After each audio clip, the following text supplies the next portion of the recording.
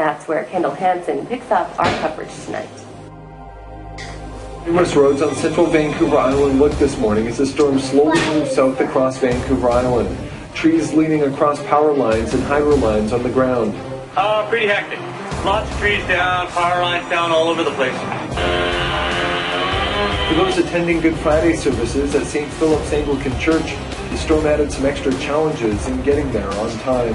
Other than the power being out, it wasn't a big deal. With the facility already in rough shape, winds of 70 knots and 8-foot waves spelling a death sentence for the marina.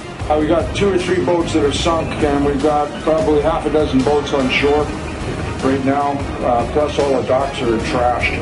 Despite the destruction, the Benash family surveys the debris with a sense of irony. Nervous of conditions here, they decided to move their boat to a different marina the week before.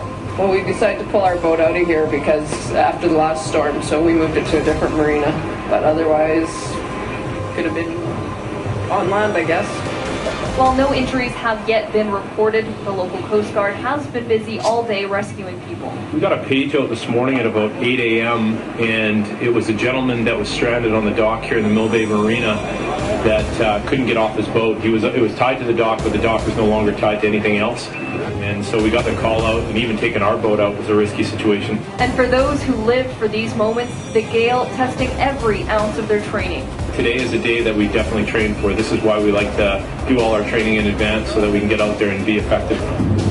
Many here are dubbing this the storm of the season, and as cleanup efforts begin, the hope is there will still be something to salvage when the storm clears. The one we just finished bringing in with 8 people on board. While hooking up to that one, we had another vessel sink with 5 people in the water. There were several other people in the water with another vessel, and so all the resources were called on this. And the rescue was one of dozens of distress calls today to the Coast Guard. And one of those other distress calls came from Bamberton, where a man became trapped on his sailboat, thrashing around in the ocean until help could arrive. It all started when the man decided to go check on his boat, but the storm got worse and he became stuck, with the boat whipping around in the wind. 2 other people set out in a dinghy to try and save him, but the strong winds and big waves overturned their dinghy, and they ended up in the water. Luckily, they were able to make it back to shore before rescue crews arrived on the scene. The Coast Guard ended up rescuing the man stuck on the sailboat, but first responders say all 3 people are very lucky.